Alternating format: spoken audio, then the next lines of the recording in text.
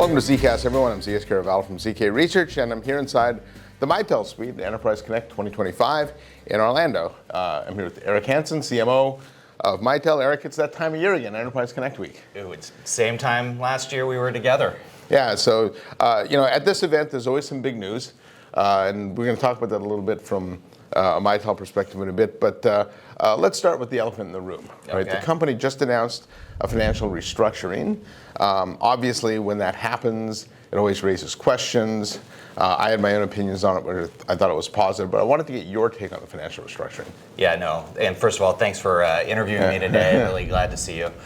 So with regards to the financial restructuring, I believe it's a really positive step for the company. The company's been around a long time.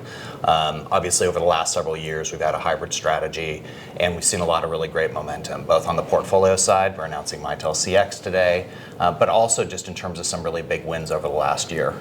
Since we acquired Unify, it really enabled us to expand into both into the enterprise, but also geographically. Mm-hmm. But of course, we had this debt that we've been carrying since going private back in 2018. So it was time, despite the health of the business, to address the debt. It comes due at the end of 2025, and we proactively worked with our lenders, came up with a really great agreement, and we're moving forward. And at this point, it's just a process. So yeah, I think it's almost unfortunate that the word bankruptcy is used, because I think it carries a certain connotation to it. But sure, for the most part, it's a financial transaction. And I've used the analogy, it's just if you're a high income earning person, you got a high debt load. If you can clear it, you can do a lot more things. And so with that extra cash now that you have, since you're not servicing the debt, what are the kind of things that Mitel is going to do with that? Well, I think it's also important the context of how much we're talking about. So in terms of what we negotiated with the lenders, we're taking our debt down by over $1 billion. Yeah. And on an annual basis, reducing our interest payments by over $135 million. So it's sizable, yes, right? Yes. For the size company that we are. And the interest payments, right? Yeah, it's just crazy. Yeah. So, but in answer to your question in terms of what are we going to do, I think it's a continuation of the strategy that we've been doing over the last 12 to 18 months, right? Really focusing on enterprise, really focusing on servicing the needs of our customers around hybrid solutions, really driving innovation around sort of that hybrid. Obviously we're doubling down on hybrid because we think, based on what many have written about, but also what we're seeing in the field, that is the future, that some blend of everything from SaaS solutions all the way to private cloud, everything in between, wrapped in professional services, really the future. So the more that we can do in terms of driving everyday innovation, everyday value out of the innovation that we do, that's really going to be the focal point. That combined with, in the acquisition of Unify, it opened up the door for a much bigger professional services organization and servicing much larger enterprise. So when you look at things like, the other thing we'll be talking about at the show this week, our relationship with Zoom. We just had our first big win with Zoom, right? 21,000 seats and an existing Mitel customer that's 71,000 seats in terms of the overall estate, and there's going to be more coming with Zoom, right? So it's a really great example of bringing the best of both worlds together, and we're going to continue to invest in that both on the go-to-market side and on the innovation side. Yeah, and tell me what customers are telling you about hybrid, because I find this discussion really interesting from a communication standpoint, because if you look at other software industries, they've all gone hybrid. Right. Basic core cloud computing has gone hybrid, right? All the hyperscalers have hybrid offerings. But yet, in the communication space, we've been so fixated on UCaaS and CCaaS that we've almost poo-pooed the concept of hybrid, right? And so when you talk to customers, why are they going to a hybrid environment versus everything in the cloud?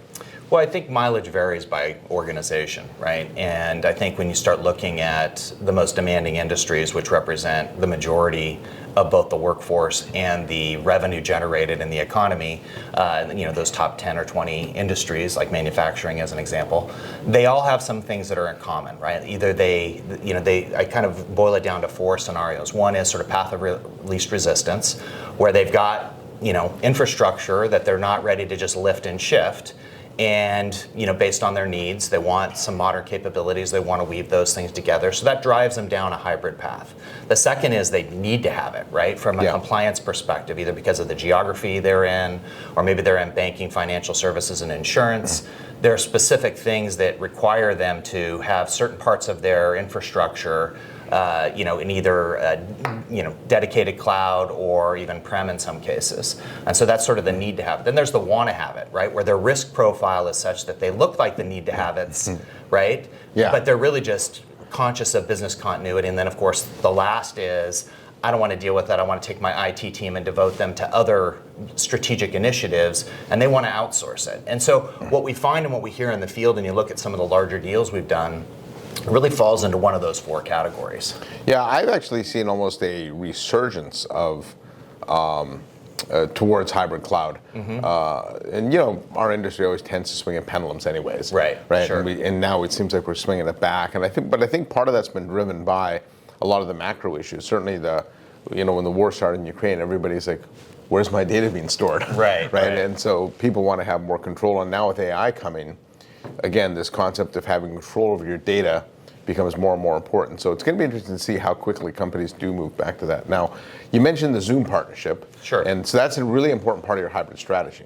100%, right? And so you're at the SKO. So first of all, tell me about the Zoom partnership and how that fits into the strategy, but then also any feedback from the SKO you can share. Yeah, no, it was a great event. I'll tell you about that in a second. So with regards to the partnership, so they are our exclusive, sort of hybrid partner relative to a third party. Of course, we support integrations with Microsoft Teams, but we really believe that we wanted to bring the best in terms of AI and that front-end experience from a visual communication and collaboration perspective, powered on the back end by Mitel. So we jointly worked on that together, and we just about a week ago brought it out in terms of a GA product, so it's available today. We'll be showing it here at the event, both in our meeting room as well as in the Zoom booth.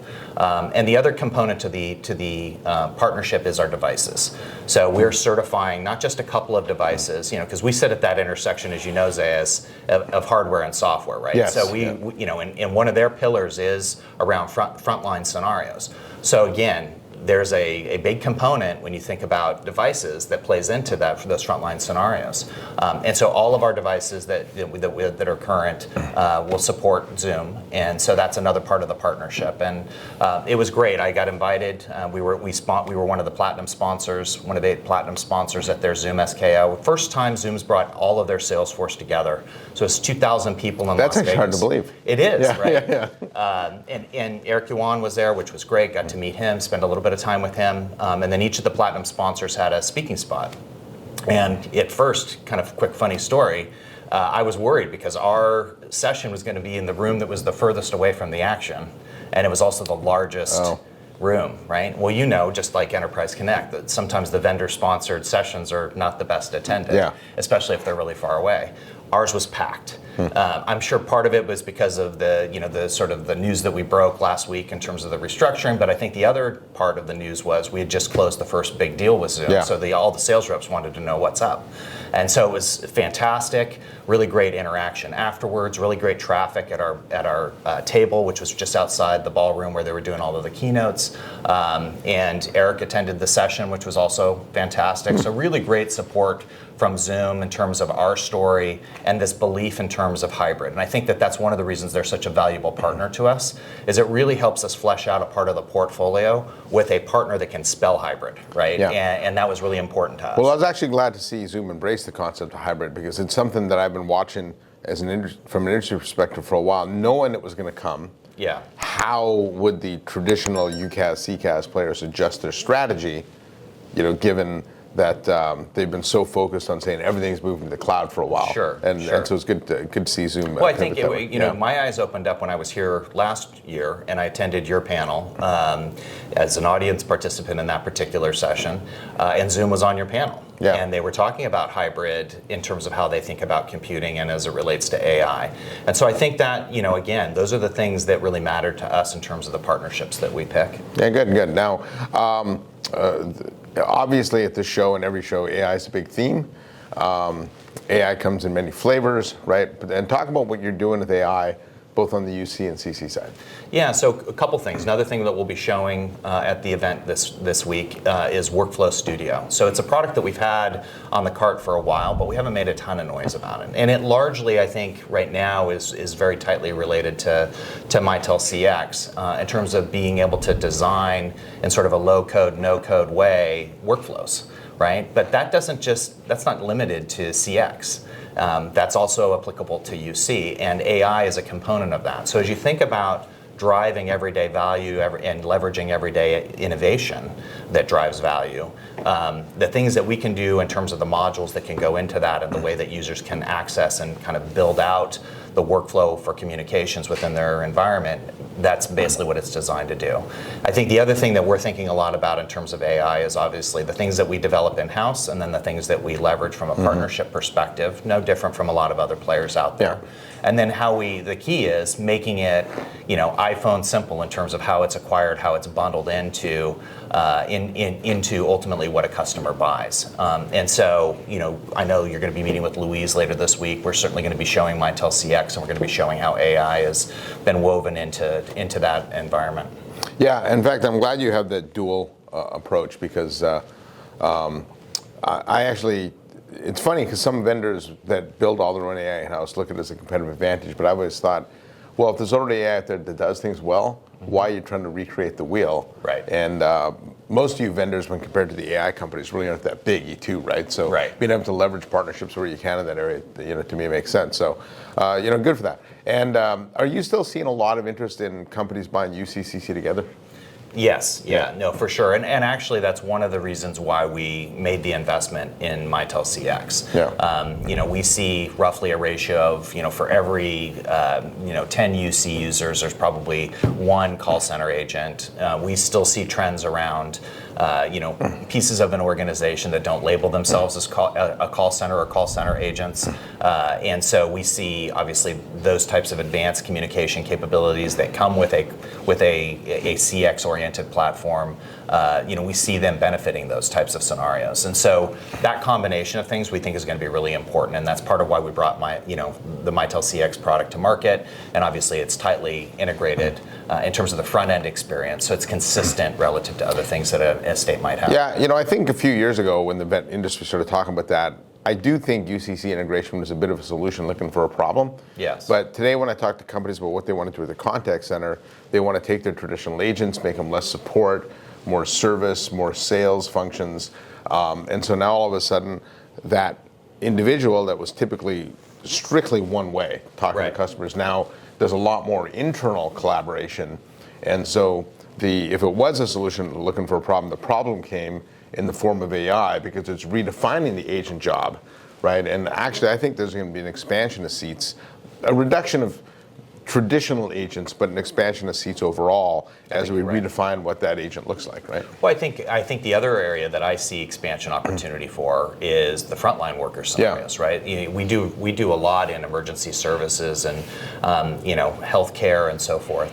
And if you think about the role that dispatch plays in those scenarios, or you think about in manufacturing, a field service, and the opportunity to kind of combine UCC with call center capabilities so that you're actually able to extend your talent, so to speak. In many industries, a talent that is aging out, so they don't want to travel as much, so that you want to be able to take their institutional knowledge and get it to those people that are actually in the field. There's a lot of opportunity, I think, for those scenarios right now. Yeah, and it's interesting in that audience you continue to make devices. I did want to go back to that because the device world is one where people have almost forgotten about it. Yeah. And so you've got a handful of commodity players that make just low-cost devices, but there are a lot of workers that still use the device. And some innovation there I think is greatly needed. So anyway, so I'll give you two quick examples that, again, to your point, sort of this forgotten thing. So we're in the process, we don't have it at the show, but we're in the process of coming out with a DECT headset, right? And that is AI enabled. So voice commands in the whole 9 yards without the limitations of Wi-Fi or cell service. So for retail, but for a lot of other frontline scenarios, that's pretty important, including healthcare, right? So that's something, again, where you think about the intersection of hardware and software, it's pretty exciting. The other is transportation logistics, mission critical communications. We work with airlines, we work with some of the rail systems in Europe.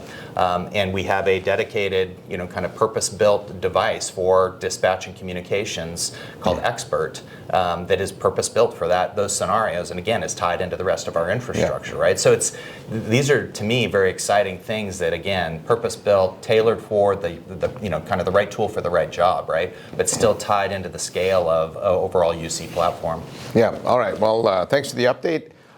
Just one final question. What's next for you guys? I think continuing to double down on the hybrid communications strategy, doing what we've done in Europe very successfully, bringing that to the US is going to be a big thing in terms of the professional services.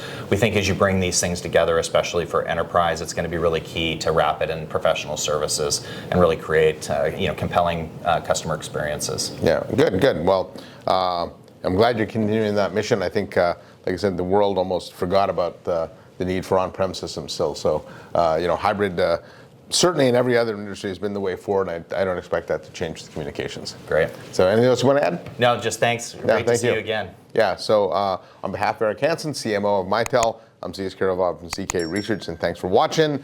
Hit the subscribe button, and I'll see you next time on my next episode of ZKast. Thanks, Eric.